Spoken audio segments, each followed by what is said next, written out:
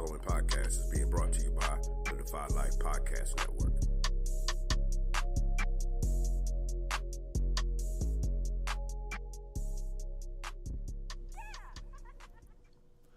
Welcome to a very special episode of the Defy Life Podcast. I am your host, J.R. Glymph. And I say special for a few reasons. The most special reasons are we're talking about the Steelers today. And the most special reason is that talking about the Steelers with me is my fellow Steelers enthusiast and fellow draft nerd, Mr. Tony Conty. How's it going today, Tony? It's going great. How are you, sir? Good, man. Good. As I was saying off air, I always look forward to this time of year, one, because it's draft season, and two, because I know I'm going to reach out to Tony, and we are going to have all Steelers all the time for a few minutes. So, amen. All right. So, but thank you for joining me, man. Let's, first of all, I'll say this, and I'm sure I echo your sentiments when it's good that we can talk about some Steelers stuff, and we don't have to mention two names. We probably will, but we don't have to dwell on two names in particular. And I'm sure you know which two names those are. Yes. Yeah. They're dead to me. They're dead to me. They've gotten all the attention they need, I wouldn't be so mad, but it doesn't sound like they're done. They're still dragging it out. So I'm really proud of the Steelers as an organization for taking the high road and not talking about it as much.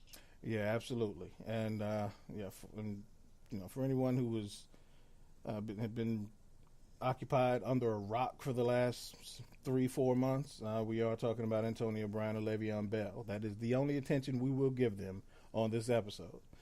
But yeah, I am proud of the organization also, and also for not bending to public opinion, and for not bending to their, to those two guys' wills.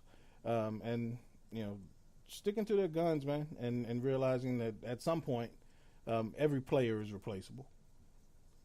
Yes, and I think that's what we're finding. It's just, and I think as NFL fans for a number of years, once people start pricing themselves that ridiculously high, I never see it really working out. I think every team, especially with the draft slotting as it is now, you could find two very good receivers for the amount of money that Antonio Brown wanted. Right. And same goes with Le'Veon Bell. I mean, you could draft a third rounder to back up James Conner, and I think you're going to be a pretty successful offense. Yeah, absolutely. Yeah, and that's what two things. One, it's amazing how Bell and Brown forced their will on the national media. And the national media kind of just took everything they said at for its worth and not really dug into it. And it kind of became, cliche and, became the thing to do, to bash Ben Roethlisberger, to bash the Steelers organization, all based behind what these two crazy dudes who just wanted to get paid, that's what they wanted. Yep. So that's one. And then two, what people don't realize is... And it's amazing to me that people don't even see this, but to say that it's impossible to replace Antonio Brown and Le'Veon Bell, but when you say Le'Veon Bell wasn't even he was a second-round pick. You get him? So yeah. It's not like it's impossible to get that. Antonio Brown was a 6th-round pick, so it's not like it's impossible to find that caliber of player if your scouting is right. And, of course, there's a lot of luck involved. But it's not like, if you don't have a top 5 pick, you can't find that kind of talent. And we all know the Steelers' track record when it comes to running backs and receivers. So I'm feeling good about it. Amen. I'm probably first round wide receiver, but I think we could probably draft a running back in the 3rd or 4th round just to be a supplemental piece. Yeah. And I'd be perfectly happy. Absolutely. Well, enough about those guys. Let's get to the fun stuff. So before we get to the draft, we want to get your feelings on the free agents that the Steelers signed this offseason. So far, free agency is not completely done yet. I'm sure they may pick up a tight end or something later on. But first off, they Steelers acquired Steven Nelson, cornerback from the Kansas City Chiefs.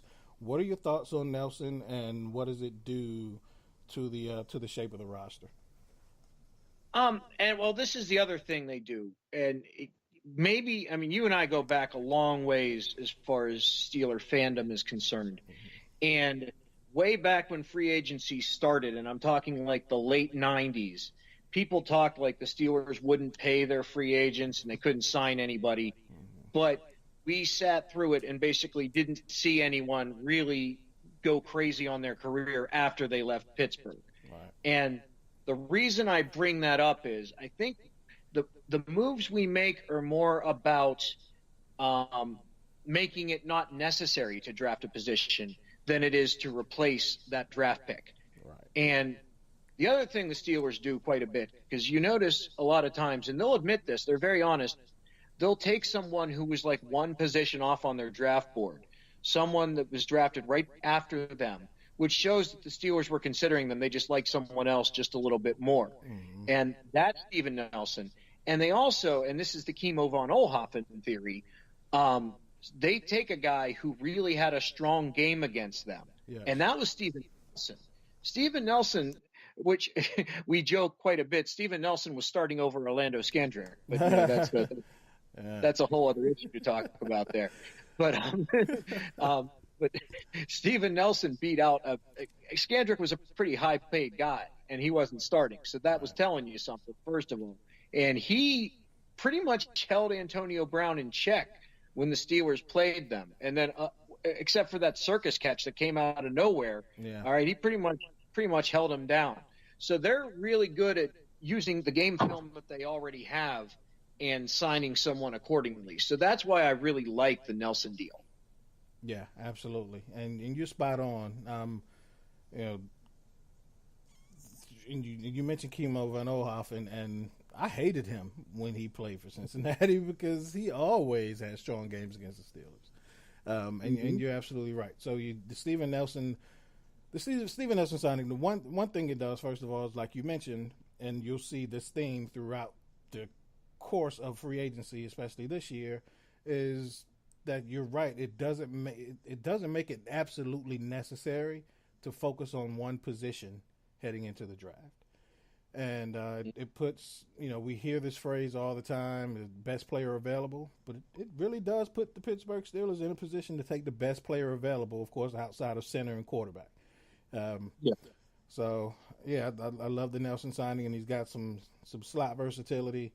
And it doesn't force them to continue if he doesn't turn it around to try to make something out of Artie Burns.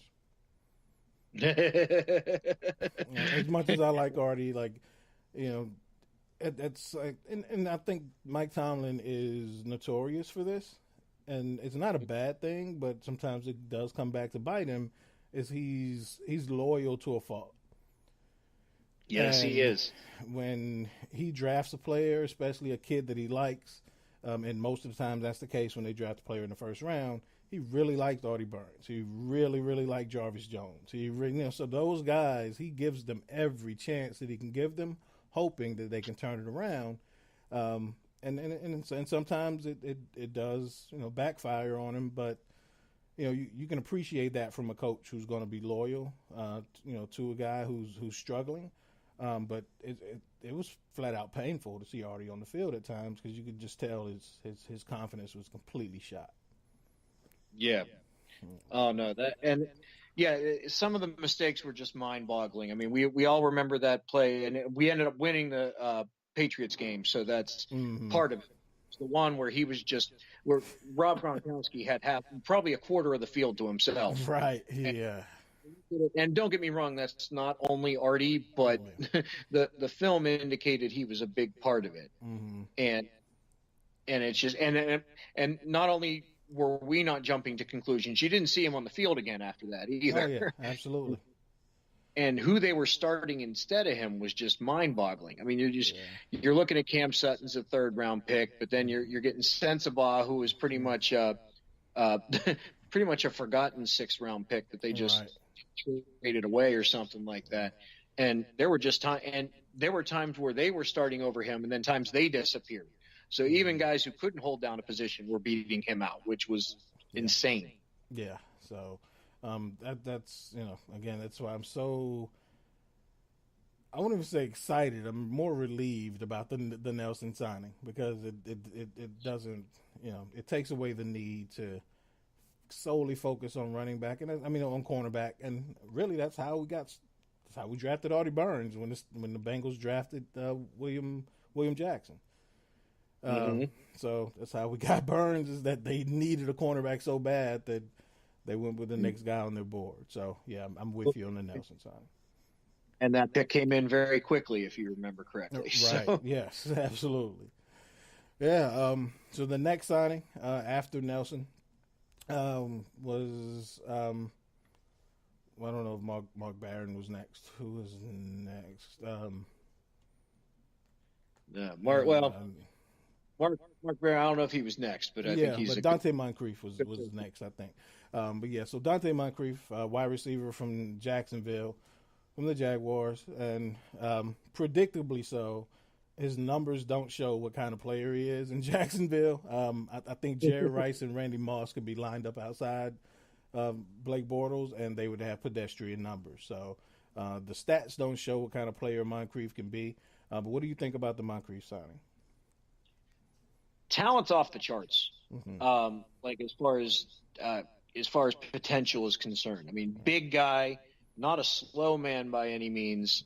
Hands have been suspect at times, but I mean, if you're looking at it, and a lot of Patriots fans claim that the Steelers are wannabe Patriots, and that was a Patriots type signing right there. I mean, basically with what they're paying him, if he carves out a career as your fourth receiver, I can't really fault the decision.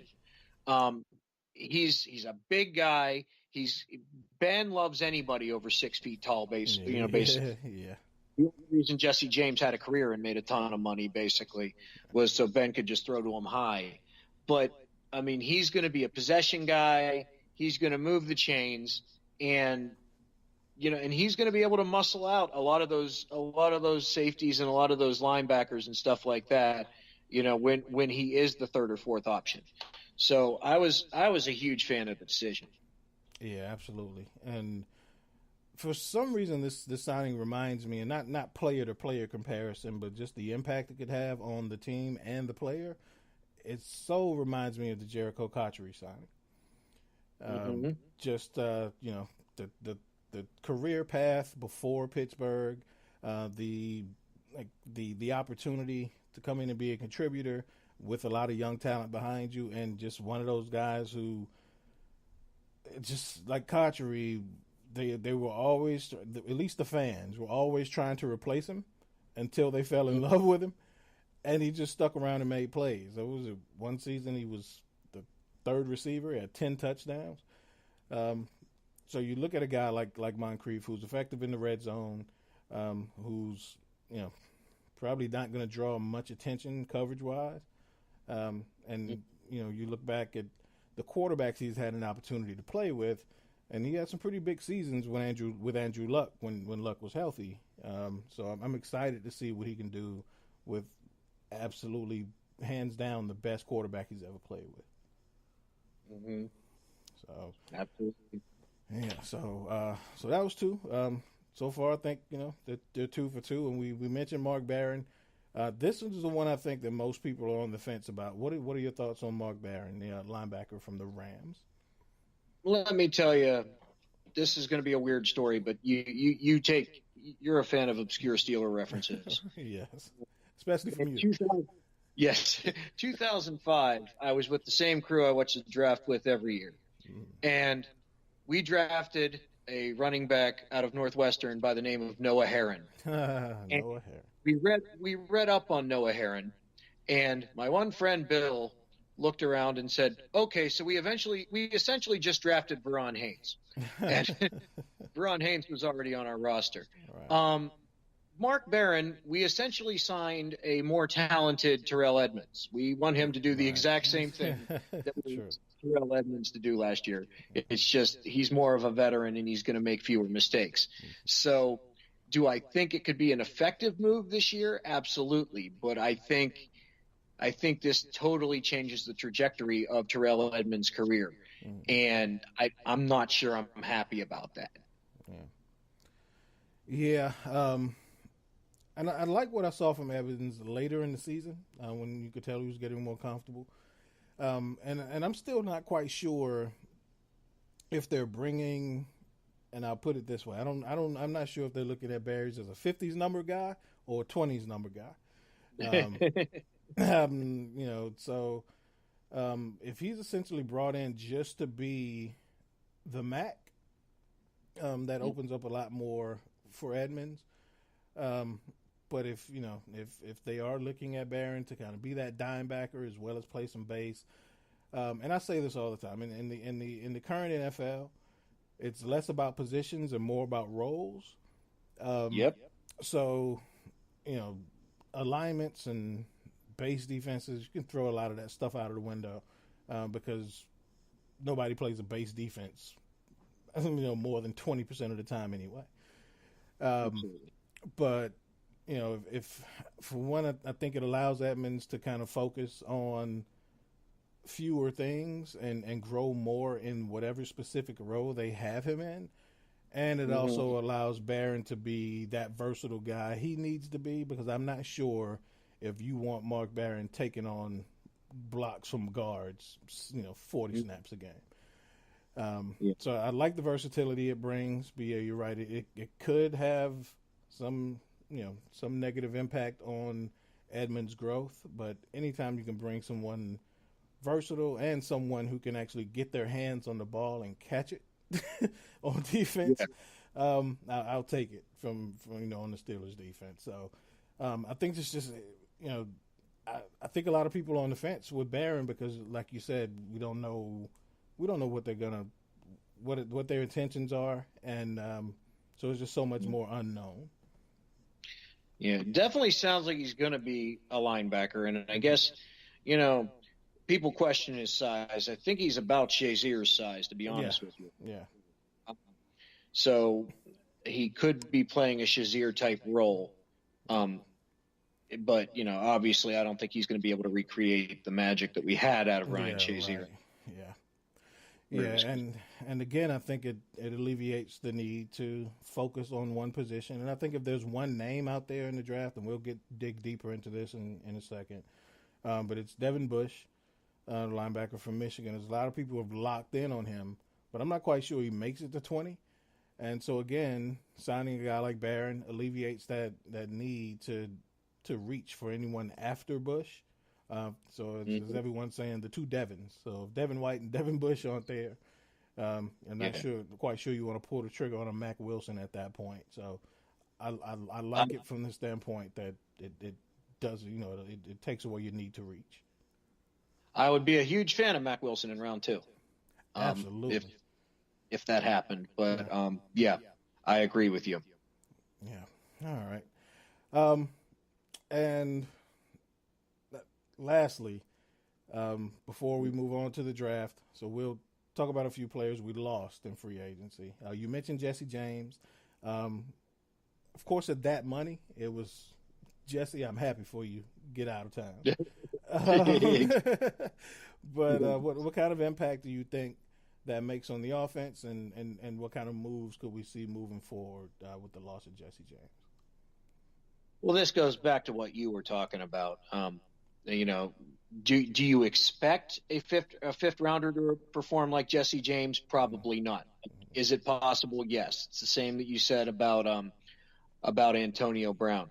But with Grimble carving out the role as the third guy, I think we could probably draft somebody with one of our extra picks at tight end. Right. And the Steelers have always been smart about the tight end position. I mean, if Heath Miller fell into their lap, basically.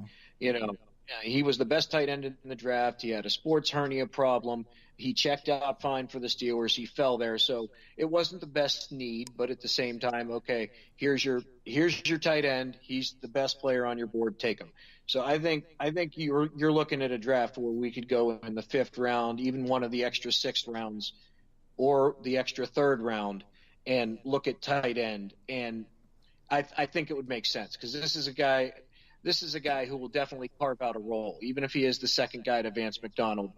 I mean, he's only gonna make Vance McDonald a better player. Yeah, absolutely. And again, they really played it smart with Vance McDonald. They saw a talented guy who was saw a lot of injuries throughout his first few years in San Fran, and they had George Kittle. They were ready to saw what they had in Kittle, and they were ready to move on. And what did they send in San Fran? A 6th-round pick for McDonald? Fifth. A fifth-round pick. So yeah. So I mean, again, low risk, high reward, and based on what we've seen so far and what we're expecting to see moving forward, again, a very solid move in acquiring Vance McDonald.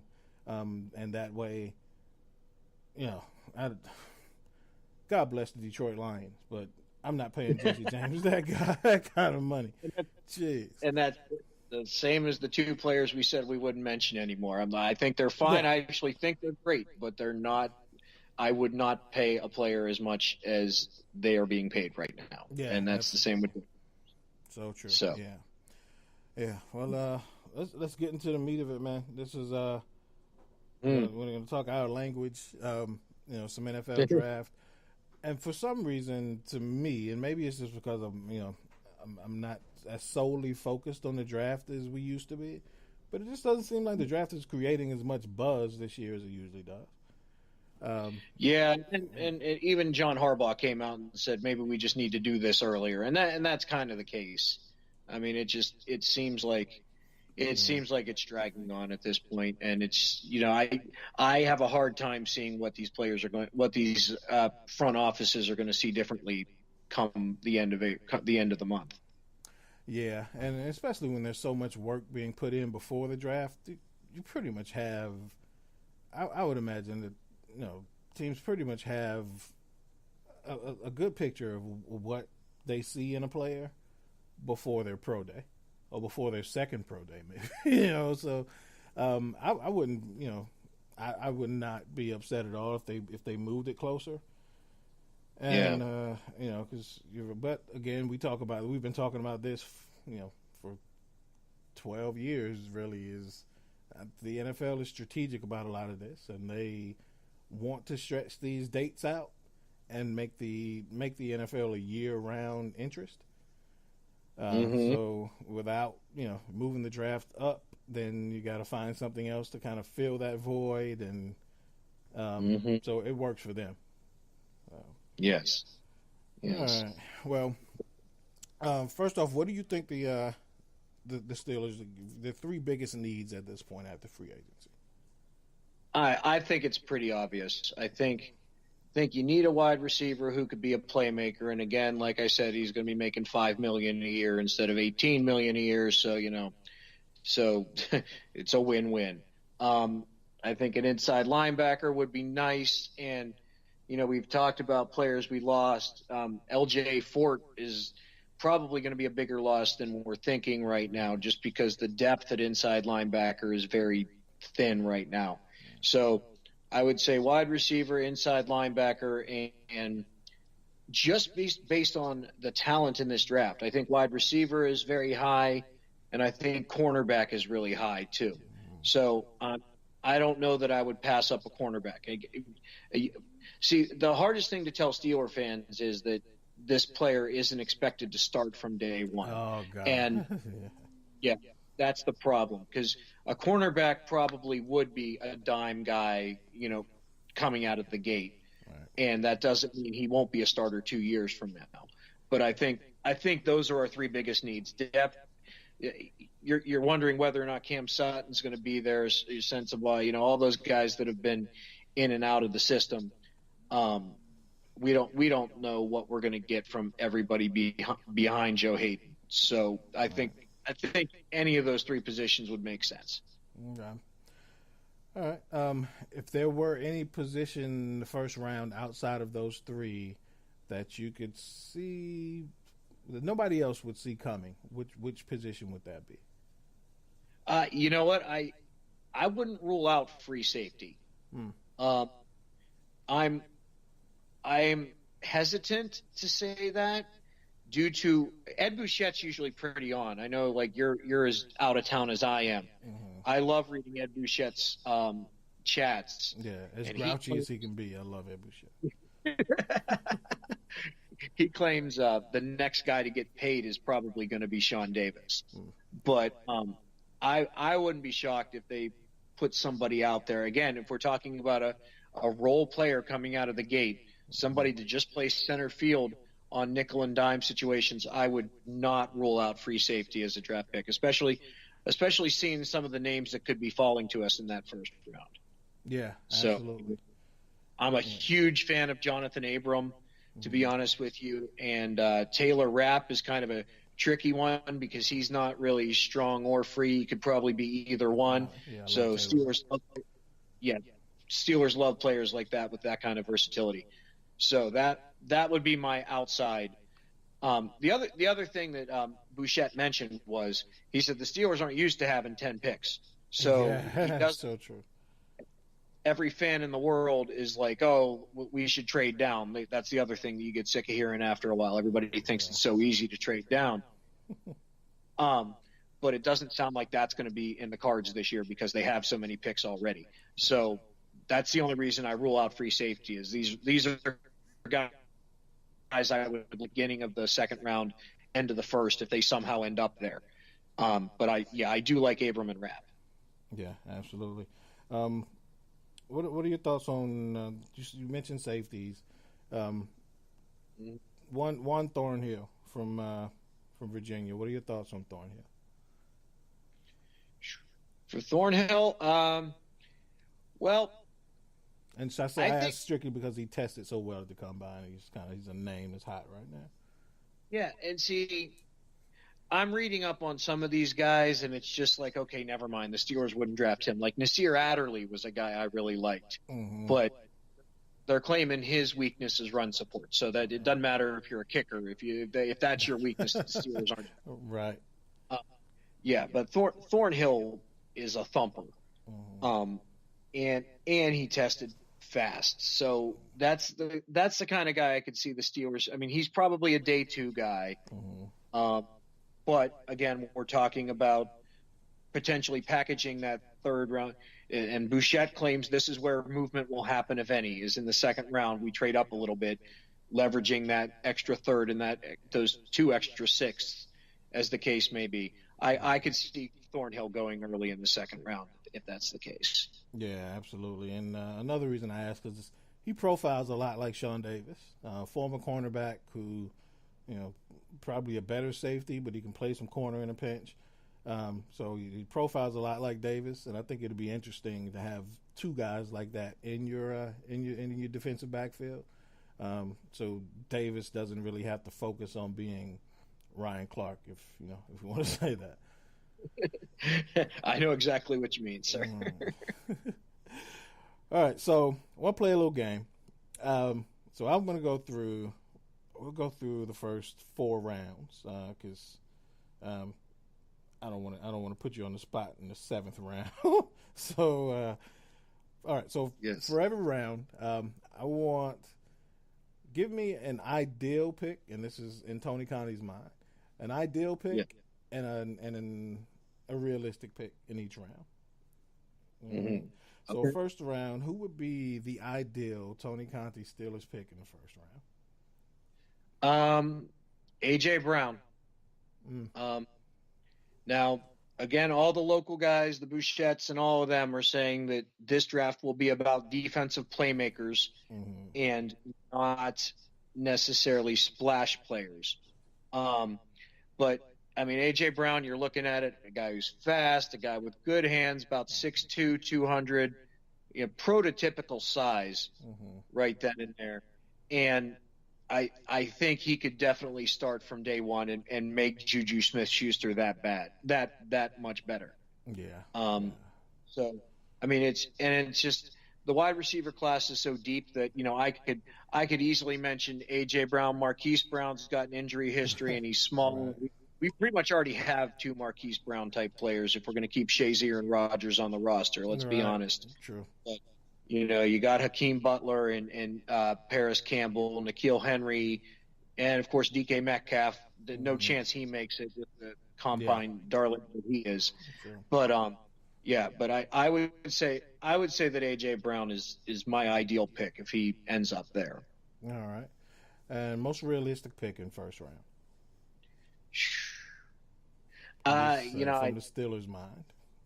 From the Steelers' mind, I would probably say it's Mack Wilson. I mean, just because it's a guy who could play in and see, and it's so tough to say because it's probably Devin Bush is the right answer, but it's just anytime you get that focused on a player, he's not there. No. I call that the Adam Carricker theory of Adam Carricker. Wow. I mean, Adam Carricker, Malik Hooker, or not Malik Hooker.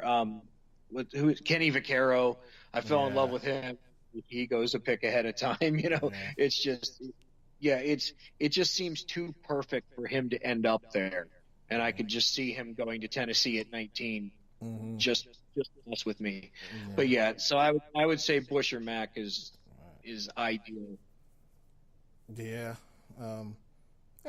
And Paul, as you mentioned, falling in love with a player and he goes 2 picks before, like that's so painful.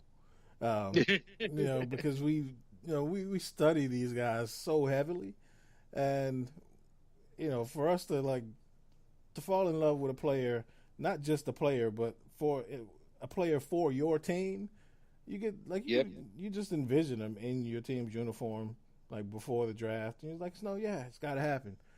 So it makes it all the much sweeter when it happens and when the opposite happens. So when you're not expecting David DeCastro to fall to you and he does, it's like the heavens open up, or Marquise Pouncey, or any time that happens. Even Jarvis Jones. Yes, you remember we missed Vincent Jackson by 1 pick too. Absolutely. Yeah. So, so it does hurt. Last year it hurt when Rashard Evans went before the Steelers pick. So, and not necessarily for him, but just knowing that was the last of the top 4 inside backers, and the loss of Shazier was so fresh at that point. It was like, oh my God, what are we gonna do? So and we're still saying, oh my God, what are we gonna do? As much as I like Jonathan Bostic, he's just not a Mac. So, all right. Round 2. Most ideal pick in Tony Conty's mind. It's got to be T.J. Edwards. The questions that are dragging him down to round 2 are his instincts. But I mean, he's got a football body. He moves like a football player, and I see the only problem with Edwards is he's more of a Vince Williams than he is a Ryan Shazier. All right. And but I think you could do a lot worse than having 2 Vince Williams in the middle of your defense, to be honest with you. I mean, if you're looking at an inside linebacker in the second round, you're probably talking about him or Lamar. And I like Lamar's versatility, but as far as what the Steelers want out of an inside linebacker, I think it's Edwards. Yeah. I pray to God that the Steelers lose Trey Lamar's number before the draft, because I do not want to see him in Steelers uniform. No chance at all.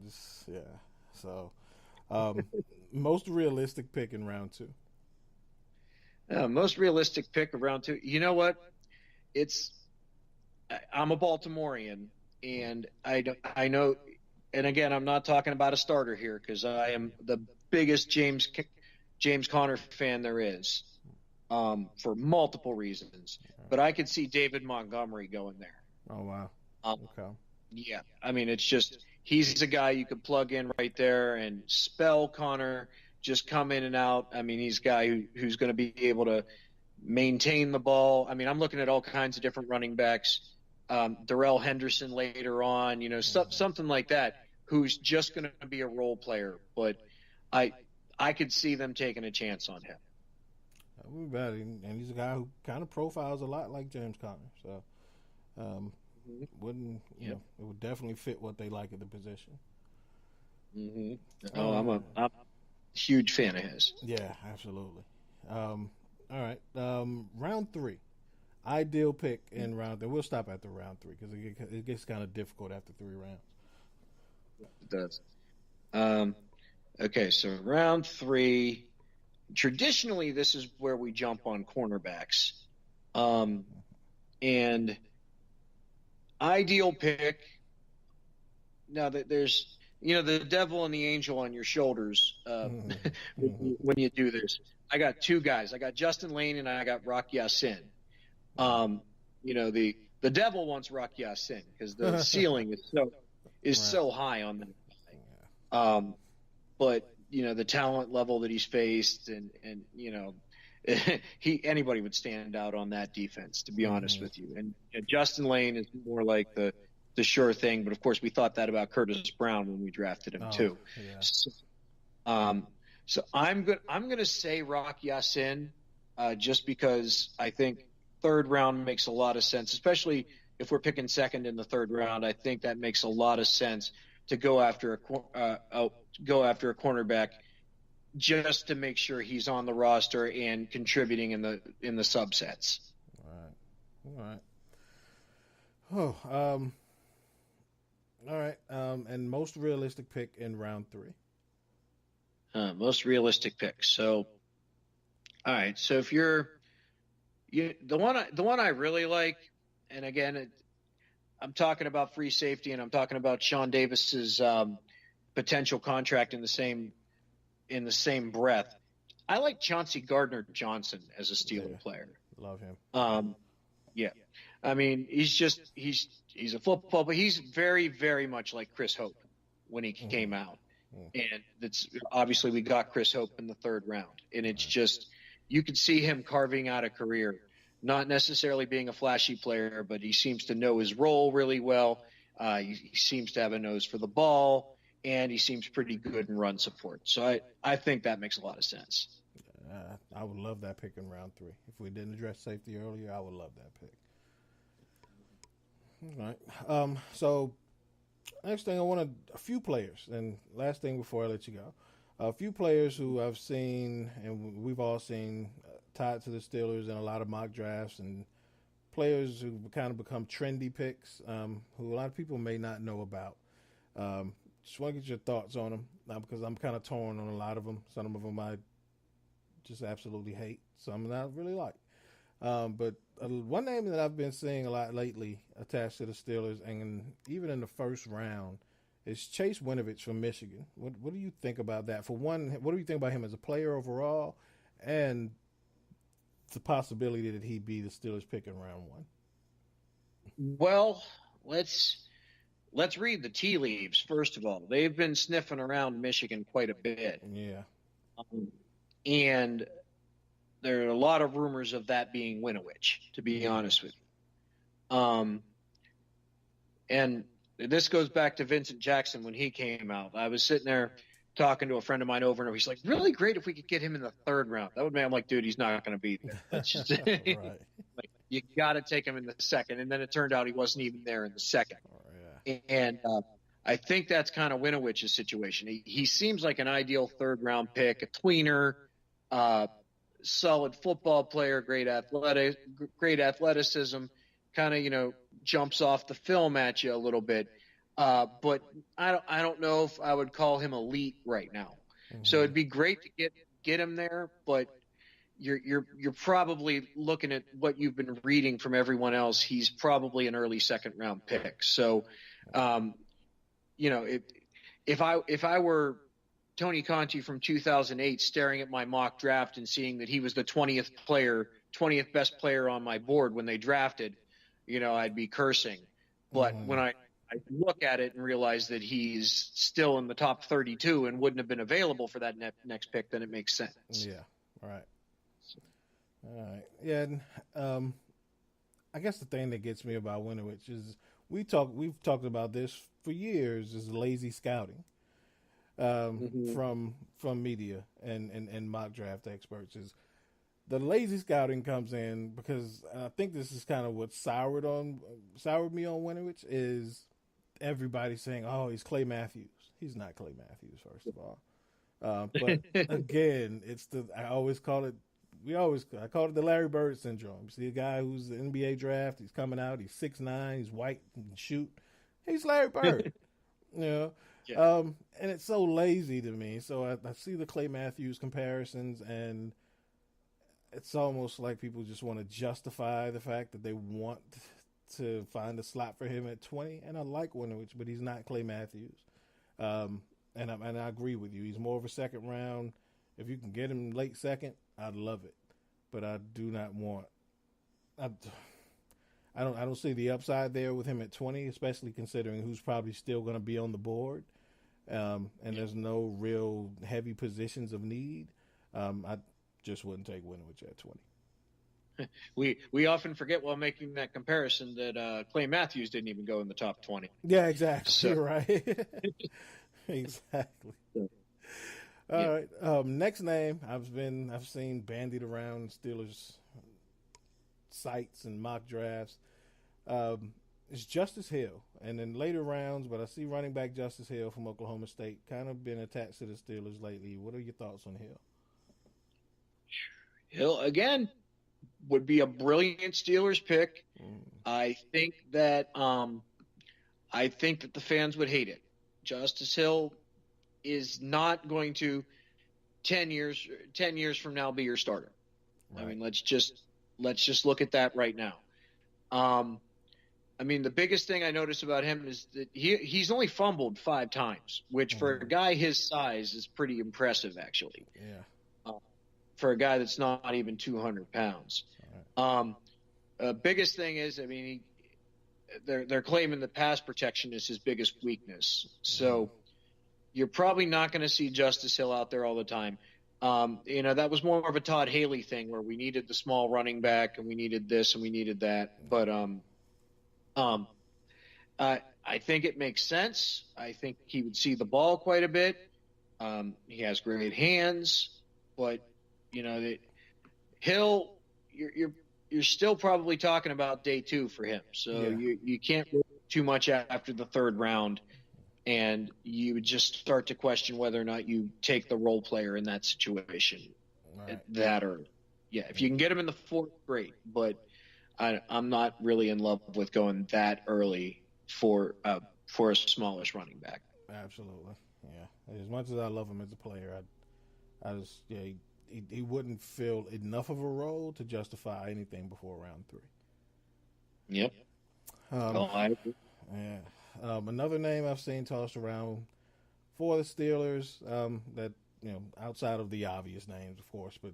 Another name that's been tossed around is Dexter Lawrence, big defensive tackle from Clemson, who, in a lot of people's eyes, has kind of slid out of round 1 territory. What do you think about taking a flyer on Lawrence at 20 if he's there? Man, he checks all the boxes. Yeah.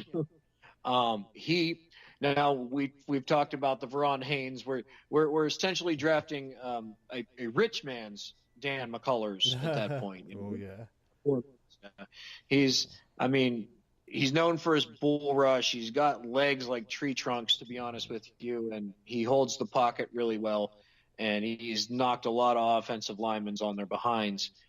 But they're claiming that there's a little bit of laziness in his technique and stuff like that. The biggest thing about him is when you look at him. This is the amazing part. When you see him listed at 342, he doesn't look like Dan McCullers. He doesn't look like Casey Hampton. He looks like an athlete. That's the biggest thing with him. I don't see him getting out of round 1 still, even with all the negative press. Yeah. I mean, there's just too much there. But again, if you're looking at what the Steelers have on their defensive line at this point, I would really, really prefer that they wait to address defensive tackle. Maybe if they drafted him with if they drafted a defensive tackle with like their 6th round pick, one of them, I'd be perfectly happy. But I can't. It's just too good of a defensive line to fix anything before that. Yeah, absolutely, and. As much as good as I think Lawrence is going to be, we got enough trouble getting Javon Hargrave on the field enough. So and we see the results when they give him more snaps.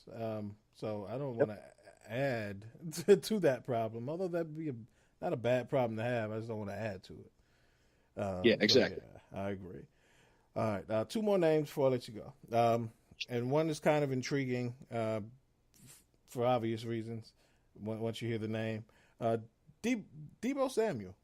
A lot of people comparing the former Gamecock, to Hines Ward. I've heard that he could be the perfect replacement for a guy like Antonio Brown, a guy who can move around a lot, help you on special teams and in the return game. What are your thoughts on Deebo? I love Samuel, but it's just as much time as I spend on the draft, I'm shocked that I can't find any consistency in what the experts think of him. I have seen him going in the first round in some, and I've seen him dropping to 4 in others. Right. Biggest thing with him, I mean, you draft him, you got a kick returner right away. Yeah. You got a great kick returner, 4 touchdowns, and the Steelers would love having someone like him and free up Switzer to do other things. He's got the hamstring concerns that have been sneaking up on him every now and again. But, I mean, he is a solid football player. He's a productive football player. All signs point to him being a great human being as well. I would love him, but I'm not confident in telling you where he needs to be drafted. Right. Yeah. Again, for obvious reasons, I would love it if somewhere after round 1 he ended up in the Steelers uniform. But yeah, I'm with you. I see it all. He's all over the board right now. The soft tissue injuries do scare me. He's got some hip tightness, but he's just a playmaker, man. It's fun to watch him play. Yes. All right. So last name in this game, and then I just want to kind of get your draft man crushes. But last name's recently been tied to the Steelers. I saw a mock draft today that had the Steelers taking Brian Burns, edge rusher from Florida State. If Burns is there at 20, you thinking it's a possibility? It's a possibility, and all the Bouchettes and the Prosciuttas and all those guys are big on, we can't count on Bud Dupree necessarily, so don't rule out edge rusher as the pick. As far as his dimensions are concerned, I mean, that's a Steelers outside linebacker for you. Yeah. Period. Right. Size is perfect. He's fast. He tackles well. Seems to know where he needs to be. I guess the only things I've heard about him is that he needs a little bit more time in the weight room. Mm-hmm. But solid player. He's going to obviously make some of you think of Alonzo Jackson, but that's not fair. Just not fair to any of us. But yeah, great player and definitely a first round talent. So yeah, if you want him, you're going to have to go first. I can't. There's no way he sneaks around to the second pick. Yeah, absolutely. All right. So last thing, who are, whether it's 1 or 5, just who are your draft crushes this year? You mean for the Steelers specifically, or should I be going? Yeah, just guys you like. Like if they if they ended up in a Steelers uniform, gravy. But just guys you fell in love with in general. I must admit, I'm drinking the Kool-Aid on DK Metcalf. To be honest with you, yeah. You're just like, okay, come on. I mean, you remember when Calvin Johnson came out? Like, you were like, okay, geez, you're already huge. There's already all this potential, and then you just run a 4.3. Come on now, just stop.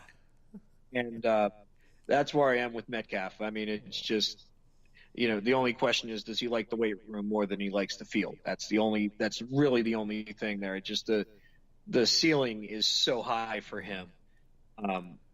But does he end up as David Boston? Is the and that's like, I think Steve Smith put it perfectly when he said at some point he's gonna have to trade in the barbells for a yoga mat. So yeah, all right.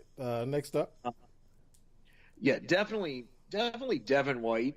I'd love to live in a world where we could trade up to him. But I could see him being a generational player, which we've heard everybody who wants to put a mic in front of themselves call the two players we're not talking about anymore generational players. Right. I think Devin White could be that guy. I mean, if there were just some way I thought the Steelers could get up to number 5, I would be perfectly happy with him in a Steelers uniform. Just a great tackler, fast, and high character. I mean, I think he's going to make one team very happy.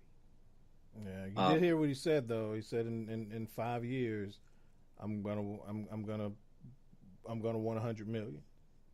Yes.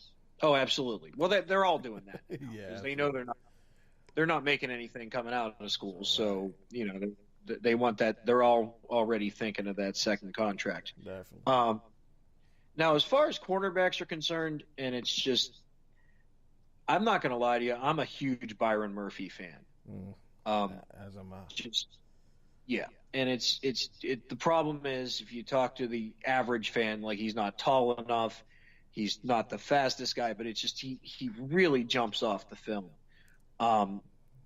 He looks like such a great player. He seems to react really well. He's got the twitch, and he can hit too, which is the other thing.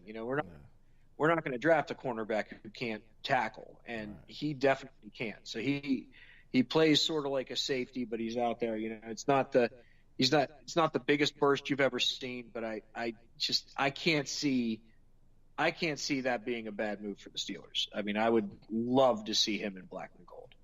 Yeah, and the guy you just described, who they said a lot of those same things they said about coming out of college, was Joe Hayden. Yep, absolutely. And he made it. Yeah, absolutely. And luckily enough for us, he made it to Pittsburgh eventually. So. But yeah, those are my 3 biggest man crushes. I like Greedy Williams, to be honest with you. And I like I said, I like AJ Brown. But I'm not that the Steelers do tend to surprise. I'm not. 20 is a dangerous spot because it's like anything could happen, but it's still not low enough that you're drafting somebody who's not going to be a first rounder on a lot of boards. You're going to get a first rounder, but those are the ones I'm really man crushing on right now. Great. All right. Well, man, we could talk Steelers and draft all night. But again, I know it's your anniversary, man. I thank you for jumping on with me. So I'm not going to hold you and have you receiving side eyes from your wife. So Game of Thrones can't last forever. Man. Well, we'll do this again after the draft so we can kind of wrap up everything and talk some more Steelers. That cool with you? That is great. Just keep me in mind. Absolutely, man. Well, Tony, thanks again, man. And yes, I love this time. Absolutely. Hopefully we'll have a decent, positive conversation after the weekend of April 25th. Amen. I'm looking forward to it. All right. Well, thank you, Tony. Have a good night, man. I'll talk to you soon. All right. Take care, man. All right, you too. Bye.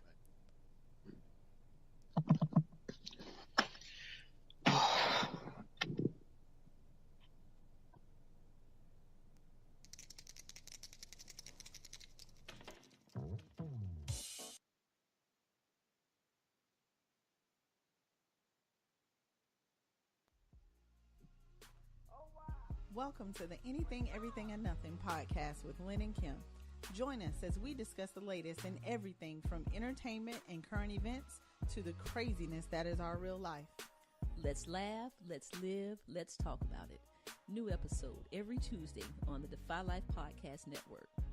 And remember, if you're not defying life, then what are you doing? Lynn and Kim.